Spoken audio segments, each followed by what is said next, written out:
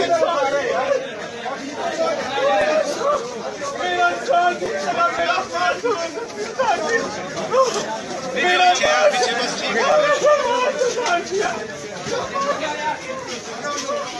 वालेकुम। आफाक फारूकी नए प्रोग्राम के साथ आपके सामने हूँ। मौजूद यकीनन शहबाज गिल ही है, क्योंकि आपका professional electronic media, print media, politicians, public, even किसी को फ़र्क नहीं है कराची ख़त्म हो गया। किसी को परवाह नहीं है कि बलूचिस्तान पूरा बह गया और अंदरून सिंध का कोई पता ही नहीं है। जनूबी पंजाब के बारे में कोई कुछ नहीं जानता कि वहाँ लोगों पे क्या गुजर रही है, सिर्फ व्हाट्सएप ग्रुप से पता चलता है। और KPK में हालात क्या हैं, स्वाबी, मर्दान और उसकी सराउंडिंग पूरी, कहते हैं कि लोग बहुत बुरे हाल में हैं। मगर कौमी मीडिया ये दिखा रहा है कि शहबाज शरीफ के साथ इमरान खान कहते हैं ज़्यादती हुई, मतलब रेप हुआ।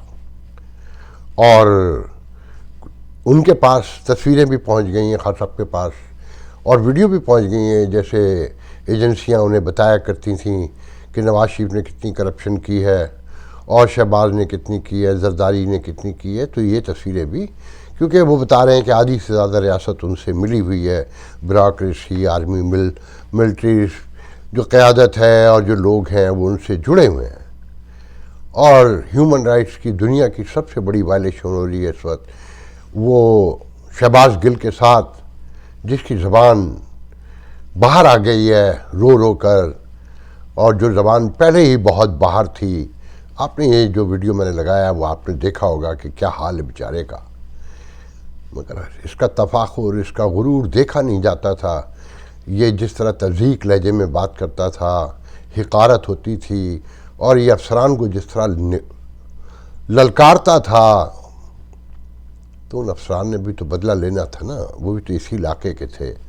मगर इसमें दर्दनाक बात यह है कि इमरान खान को, इस इलेक्ट्रॉनिक मीडिया को अली वज़ीर नज़र नहीं आया, जो शहबाज गिल के मुकाबले में रुकने कौमी असम्बली भी था, एक बहुत बड़े हलके की नुमाइंदगी भी करता था। उस पर क्या गुजरी, उसकी ज़मानतें क्यों नहीं हुई, उसे किस तरह तशद्दुद का निशाना बनाया गया। क्या उसकी तकरीर शहबाज गिल की तकरीर से ज़्यादा ख़तरनाक थी? मगर उससे कोई मिलने नहीं पहुंचा। इमरान खान 2000-3000 लोग लेके पिम्स हॉस्पिटल पहुंच गए और वहाँ तमाशा लगाया। वहाँ पहले से कार्डियोलॉजी डिपार्टमेंट में और मरीज़ भी हैं, वो सब परेशान हो गए कि जनाब हमें मिलना है। ना कोई अदालत का हुक्म पास, ना कुछ, और फिर धमकियाँ कि कल से मैं रैलियाँ निकालूंगा, पूरे मुल्क में निकालूंगा। सैलाब ददगान के पास तो नहीं गया, उनमें से तो किसी को नहीं पूछा, ना बलूचिस्तान गया, ना कराची गया, ना अंदरून सिंध गया। मगर उसके साथी कहते हैं कि सैलाब आए, बारिश आए, तूफ़ान आए, वो जलसा करने आएगा, वो कराची पहुँचेगा। तो कल से तो रैलियाँ निकालेंगे, कराची भी पहुँचेंगे। इन कराची वालों पे मुझे बहुत हंसी आ रही है। कल मुझे यहाँ एक व्हाट्सएप ग्रुप में एक एहतजाजी मुजाहरा जो ARY के हो रहा है, उसके लिए एक इन्विटेशन मिला।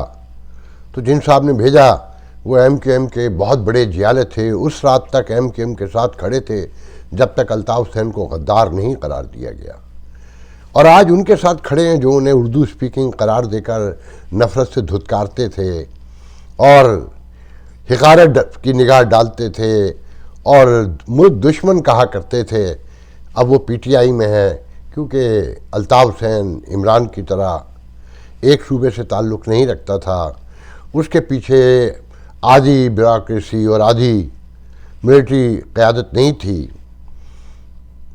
तो उसकी तकरीर गद्दारों की तकरीर थी। सब जानते हैं मैं अल्ताफ़ हुसैन का कभी साथी हिमायती नहीं रहा। मुझे उसके नज़रियाती इत्तफ़ाक़ के बावजूद मुझे पता था कि ये वो लोग नहीं हैं जो काम करेंगे। मैं उन दिनों में भी मुखालफत ही करता था और डट के करता था जब ये गर्दन डाले भाई भाई कर रहे होते थे और लोग इन्हें नफ़रत से देखते थे, ख़ास कर इस ह्यूस्टन में। उस अल्ताफ़ हुसैन पर बुरा वक्त पड़ा तो ये सब भाग गए और उन्हीं की गोदों में जाके पनाह ली जो इन पर नफ़रत से थूकते थे। जितने मफाद परस्त ये कराची वाले हैं ना, جتنا دھوکہ انہوں نے اپنے آپ کو دیا ہے شاید ہی دنیا میں کسی نے کسی کو دیا ہو. بہت کچھ کہنا چاہتے ہوں مگر اسی سماج میں رہنا ہے, زندہ رہنا ہے. کتنا آدمی جہاد کرے گا, اکیلا میں کوئی خاص صاحب تو ہوں نہیں, جھوٹ بولا نہیں جاتا, فراڈ کیا نہیں جاتا, دھوکہ دیا نہیں جاتا. وہ آپ نے سنا ہوگا نا سیمینار میں خاص صاحب نے کل تقریر کی تھی جہاں ایجنسیاں نے اطلاع دیا کرتی ہیں, تب انہوں نے اطلاع دی. تو میں اس سیمینار پہ میں نے بڑے اس کے ویڈیو دیکھے. ایک ہی صوبے کے لوگ, ایک جو شرکا میں بیٹھے ہیں, صحافی بھی ایک ہی صوبے کے, دانشور بھی ایک ہی صوبے کے, کارکن بھی ایک پارٹی کے, اور پورا ملک ناچ رہا ہے, پورا ملک پریشان ہے. کسی کو کسی کی کوئی ہوش نہیں ہے, خبر نہیں ہے. سب کچھ لاہور اسلام آباد کے درمیان ہے. میڈیا مکمل طور پہ ان کی کوریج کے لیے, جو ان کا مخالف ہے وہ بھی, جو ان کا حمایتی ہے وہ بھی. 6 ٹرولر, ایک خان صاحب اور 6 مصائب جو آس پاس ہیں. وہ ہمارے ایک دوست ہیں ندیم سید, وہ کہہ رہے تھے کہ شاہ محمود اور شیخ رشید عمران خان کو گرفتار کر لو, معاملہ سارا ٹھنڈا ہو جائے گا. میں کہتا ہوں ایک عمران خان کو کر لیں. اچھا توشہ خانہ کیس میں وہ سیم, بلکہ اس سے کہیں ہزاروں گنا بڑھ کر ہے جو نواز شریف کے لیے عذاب بنا تھا. تو خان صاحب تو مکمل اس میں, کیونکہ جیسے فریم میں رکھ کے نہیں فرما کے جیسے کہتے ہیں فرما بناتے, اس میں فٹ آ گئے ہیں. دیکھنا ہے کہ نااہل ہوتے ہیں نہیں ہوتے ہیں. ڈرایا جا رہا ہے کہ ملک تباہ ہو جائے گا خان صاحب اگر نااہل ہوئے, مطلب انصاف و قانون بالکل الگ الگ ہوگا نا. تو توشہ خانہ میں خان صاحب بچتے نہیں نظر آتے, اور یہ ساری آنیاں جانیاں ہیں اسی لیے. تو میں آپ کو بتا رہا تھا کہ اس سیمینار میں بڑی دلچسپ باتیں میں نے نوٹ کی کہ ایک تو مخصوص ٹوٹل آبادی کو ریپرزینٹ کرتے ہیں خان صاحب, مگر ہائب کراچی میں بھی ہے ان کی, ہائب پشاور میں بھی ہے, مگر ان کے مصائب, ان کے ٹرولر, ان کے ساتھی سب ایک زبان, ایک علاقے سے تعلق رکھتے ہیں. ان کا کوئی لینا دینا نہیں ہے. دیکھیں نا کراچی پورا ختم ہو گیا, جا کے نہیں دیا. 1100 ارب کا وعدہ کر کے ایک سنگل پینی نہیں دی, مگر کلفٹن والے, ڈیفینس والے, گلشن والے ناچ رہے ہیں خان صاحب کی دھن پہ, اور یہاں امریکہ میں بھی ناچ رہے ہیں. ڈونر بھی سب سے بڑے یہی ہیں جو مجھے لوگ اطلاع دیتے ہیں, کیونکہ یہ اپنے درمیان سے تو قیادت پیدا نہیں کر سکے. گلیمر چاہیے انہیں, یہ بڑی تہذیب کے وارث, یہ بڑی زبان رکھنے والے, یہ بڑے با علم. مگر الطاف حسین ان کا لیڈر تھا جس کے آگے یہ کورنش بجا لاتے تھے, اور جس دن اسے فارغ کیا تو یہ ایسے دوڑے جیسے رسی توڑا کے گائے بھاگتی ہے. اور اب یہ ہر کسی کی گود میں بیٹھے ہوئے ہیں, اور خاص کر ان کی گودوں میں جو ان سے نفرت کرتے تھے. اس سیمینار میں جو دلچسپ واقعات اور ہوئے, ایاز میر کی تقریر کا بڑا شور ہے, جو ایک درباری تقریر تھی. ذہن میں رکھیں ایاز میر وہ بہت کمال لکھتے ہیں, مطلب ان کے لہجے کا فصو, ان کی زبان, ان کا ڈکشن, بس آدمی رشکی کرتا رہے. مگر سیاسی کریکٹر یہ ہے کہ نواز شریف کے کاسل ایس سے, مگر جب نواز شریف نے انہیں رکن قومی اسمبلی کا دوبارہ ٹکٹ نہیں دیا تو یہ نواز شریف کے سب سے بڑے کرٹک بن کر ابھرے. پھر انہیں نواز شریف کی وہ ساری خامیاں یاد آئیں جو انہیں پہلے نہیں نظر آتی تھیں. تو یہ کہہ رہے تھے وہاں تقریر کرتے ہوئے کہ وہی جو میں آپ کو کل بتا رہا تھا, روز بتاتا ہوں, کہ وہی طرز سیاست پرانا روایتی الزامات, لوگ تنگ آ چکے تھے. اور خان صاحب نے تو کمال یہ کیا ہے کہ فیملی در فیملی بچوں کے ساتھ لوگ 12 بجے جلسہ اٹینڈ کرنے آتے ہیں. ایاز میر صاحب جس اشرافیہ سے آپ بھی تعلق رکھتے ہیں, اور خان صاحب کے جو اصل لوگ ہیں جہاں خان صاحب کو پوجا جاتا ہے وہ کون ہے؟ وہ سب وہی بدعنوان ہیں جو 2 بجے سو کر اٹھتے ہیں, قوم کو لوٹتے ہیں, رات بھر عیاشی کرتے ہیں, اور پھر 4 بجے 5 بجے سوتے ہیں اور پھر 2 بجے اٹھتے ہیں. انہوں نے بازار نہیں کھلنے دیے صبح 9 بجے, چاہے بجلی کی بچت چاہیے ہو, گیس کی بچت چاہیے ہو, یا ایک مہذب معاشرہ بننا ہو. انہوں نے, کیونکہ یہ سو کے ہی 2 بجے اٹھتے ہیں, تو انہوں نے اپنے مزاج کے مطابق, وہ کہتے ہیں نا, ٹافلر کہتا ہے کہ یہ جو مارکیٹ ہے, یہ جو اسکول ہے, یہ مارکیٹ اور صنعت سے جڑا ہوا ہے. کہ آپ کو صبح اٹھنے کی عادت ڈالی جاتی ہے کہ آپ نے آفس جانا ہے, فیکٹری کام کرنے جانا ہے یا دکان کھولنے جانا ہے، تو یہ سسٹم ایک دوسرے سے جڑے ہوئے ہیں، مگر پاکستانی اشرافیہ نے اس سسٹم کو بریک کیا اور دن کے 2 بجے 3 بجے یہ سو کر اٹھتے ہیں۔ تو مارکیٹیں بھی لازمی بات ہے دن کے 10 بجے کھل کے کیا کریں گی، اور مارکیٹوں میں لوٹ مار جو ہے وہ بھی تو اکثریت خان صاحب کے ساتھ ہی ہے نا، یہی لوگ ہیں نا بدعنوان لوگ۔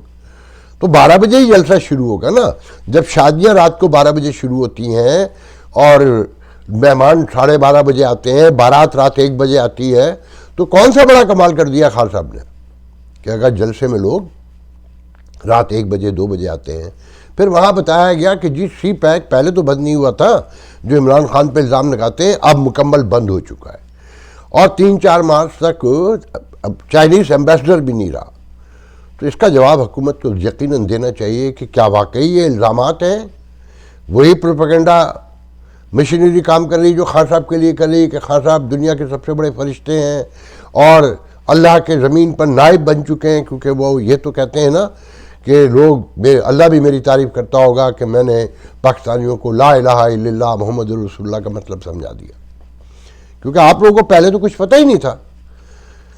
مگر میرا ایک ہی دکھ ہے کہ سیلاب زدگان کو پوچھنے نہیں پہنچا، کسی میت میں نہیں جاتا، اور شہباز گل کو بھی دیکھنے اس لیے پہنچا کہ صرف دباؤ ڈالنا چاہتا ہے، جھوٹ بولتا ہے تب تشدد ہوا ہے۔ پیمز ہاسپٹل کی میڈیکل رپورٹ کہتی ہے کہ کوئی تشدد نہیں ہوا، وہ بالکل ٹھیک ہے، مگر اس کی زبان تو خوف سے باہر نکل آئی ہے نا، مکمل طور پہ خوف سے باہر نکلی ہوئی ہے کہ اس نے تو کبھی سوچا نہیں تھا، وہ کبھی آئی جی کو دھمکیاں دیتا تھا، کبھی وزیر داخلہ کو دھمکیاں دیتا تھا، وہ جسے چاہتا تھا دھمکیاں دے، اور کہتا تھا ہم نے نوٹ کر لیا ہے، لکھ لیا ہے، اور اب تمہارا نمبر آنے والا ہے۔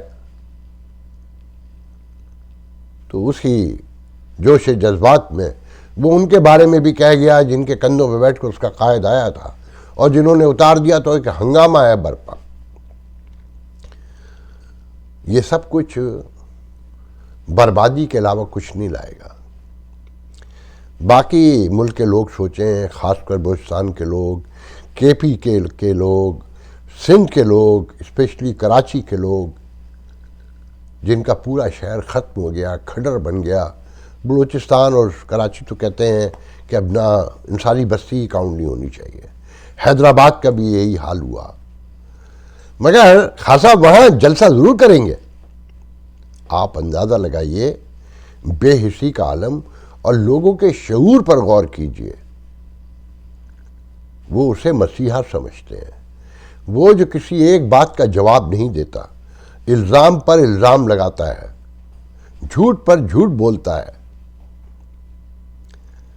اگر آج اسٹیبلشمنٹ اپنا نیوٹرلزم چھوڑ دے، جو وہ نیوٹرل نہیں ہے، یہ درست ہے، مگر خان صاحب کے حق میں یہ نیوٹرلزم ہو جائے تو خان صاحب پھر جوتے چاٹیں گے۔ وہ ایک کارٹون آپ نے دیکھا ہوگا کہ ڈونلڈ لو کو دکھایا ہے سمبولکلی، جو انڈر سیکریٹری ہیں جن کے حوالے سے سائفر کی کہانی ہے، اور خان صاحب ان کے جوتوں کی پالش کر رہے ہیں، کسی انٹرنیشنل میگزین میں چھپا ہے، مجھے نہیں پتا، میں کنفرم نہیں کرتا، مگر ٹویٹر پہ وہ ہر طرف وائرل ہے کہ خان صاحب بوٹ پالش کر رہے ہیں، اور نیچے لکھا ہے کہ دوسروں کو کہتا تھا چیری بلاسم، اور اب خود چیری بلاسم نہ ہوا ہے۔ جو لابی فرمز ہائر کیے ہیں اس سے تو صاف لگتا ہے کہ چیری بلاسم تو اصل یہ ہے۔